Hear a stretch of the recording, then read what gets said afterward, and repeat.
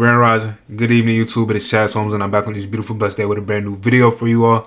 And in today's video, I'll be going over how to start fix and flipping coming from a 19-year-old Georgia investor who just finished his first fix and flip and posted it on the market about a week ago.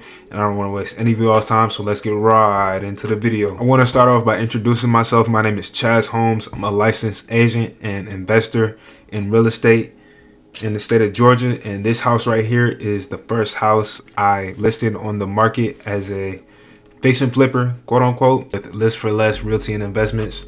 That is the brokerage I am assigned with, and we recently got this house posted. It's on the market for $295. I'll put the Zillow link down below if anybody's interested in looking at the house or maybe interested in buying.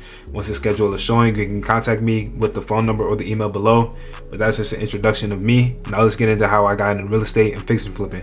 If you're watching this video, you're probably interested in getting into real estate or already do some work in real estate, but mainly interested in learning how to fix and flip or want to know more about fix and flipping. A lot of people have a lot of questions on, can I finance a house and still fix and flip?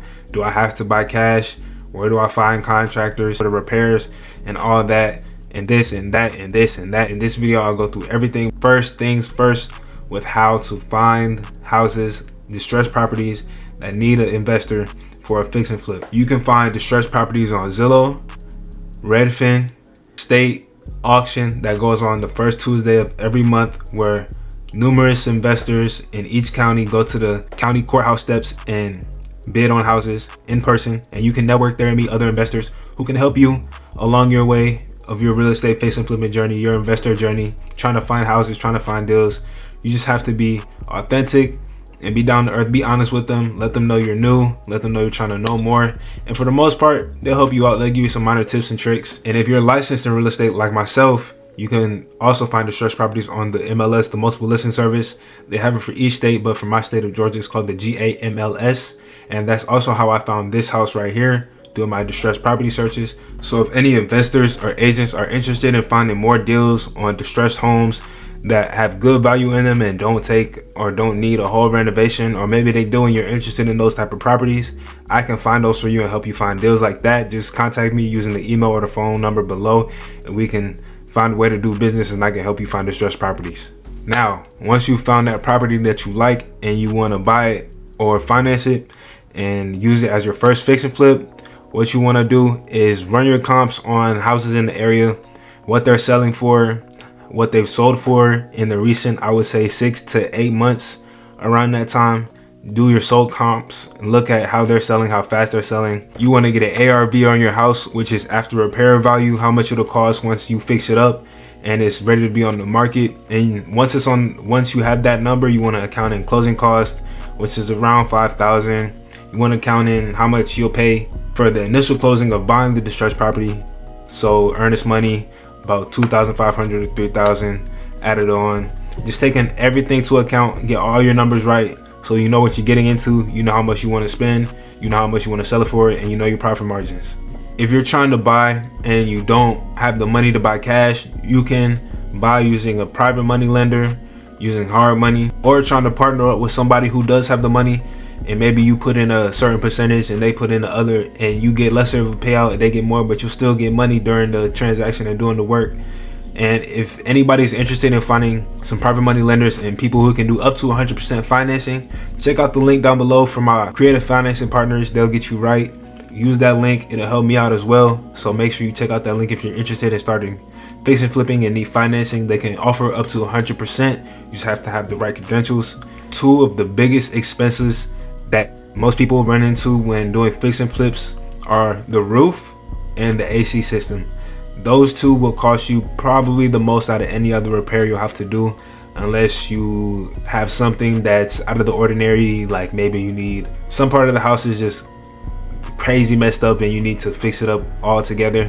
Then in those situations, you might have to pay as much as the roof or the AC system, but generally the roof and the AC system will cost the most. So try to look for houses that have a good HVAC system and a good roof. And you can also find ones who have either or. As long as you know what you're doing and the profit margins are well, you can make it work. Now you've closed on the house and you're ready to start working on it.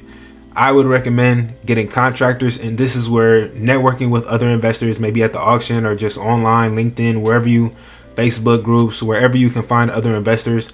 Network with them and see who they have. See who the experienced investors use as their contractors that have successfully worked for them, and try to get in contact with those contractors. And places you can go to get flooring and stuff for the house would be Floor and Decor, Home Depot, obviously, Lowe's, just places that you can buy stuff for your fix and flip, because you might need flooring, you might need a microwave, you might need a new fridge, you might need a new stove. You know, all those places could provide.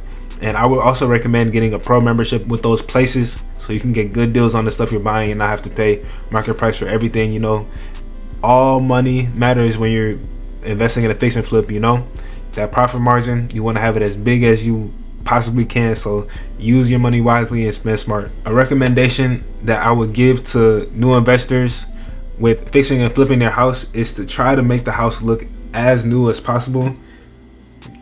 I'm gonna pop up a picture on the screen, but y'all can tell me, be honest, does this house look new to you? I'll show some pictures of the inside as well. If it does, that's good. That's what we were going for. You want to make the house feel new, make it feel like it's whole new renovated, and make the buyers feel like they have a new product, because obviously buyers will want new houses. The newer the better. You know, nobody wants an old house, a dated house. This house, before it was looking like this, was dated, needed a bunch of updating, new appliances, new flooring, all that, the whole nine. But hey, we got it looking nice, and it's been getting good traction. Had about 8 showings so far, so that's really good, and it's doing well. Once you finish your fix and flip and you're ready to post it on the market, if you're a licensed agent or an investor, you know to just post it on the MLS, the multiple listing service, and you can get it out to everywhere, Zillow, Renovation, all those places. But if you're not licensed and you don't have access to the MLS, maybe try connecting with the agent and they can get your house listed. Or if you don't want that, you can list it on Zillow, Redfin, and any other real estate website that you don't need a license required to post on there. You can post your house on there, and also market your house, make videos on it, post on social media. That's what I do. That's what I'm doing right now, is reach more people, more outlet to more people. You know, social media, you'll reach way more people than you would face to face, just driving around, going everywhere. So promote your stuff online.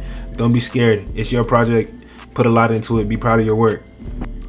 For me personally, in my brokerage, we buy cash, so we don't finance. And if you do have the cash, I would say just buy cash. It's a lot easier that way. You don't have to pay any mortgage or anything like that. So once you get to that level, I would say buy cash and do all your repairs and get that. To wrap this all up, if you're thinking about getting into fix and flipping and you're hesitant on how you're going to get the financing, how you're going to do the house, what's going to happen in certain situations, and the risk of getting into buying a house and maintaining it and all that, I would say just start. Don't be scared. You got to start somewhere.